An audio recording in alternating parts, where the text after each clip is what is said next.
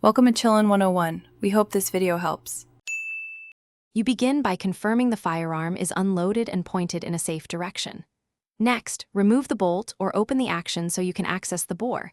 This is critical for alignment. Install fresh batteries in the Sightrite unit, then select the correct adapter sleeve for your bore diameter.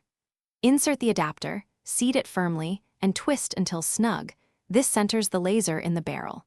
Once done, power on the laser and verify a steady, visible dot on a target.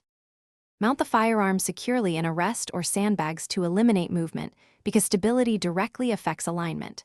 Place the target 10-25 yards away, closer for pistols, farther for rifles.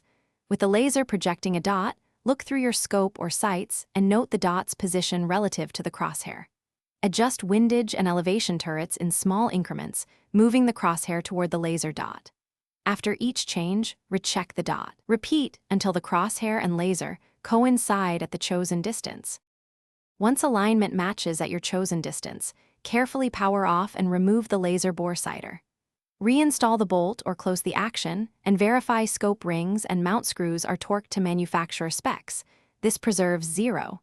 Take a first live fire group at the same distance, using consistent ammunition and position to confirm point of impact. If shots shift, repeat bore sighting and fine adjustments on the scope. Troubleshooting tip: if the laser dot jumps or drifts, check battery seating and adapter fit. Thanks for watching. Consider subscribing if we helped you.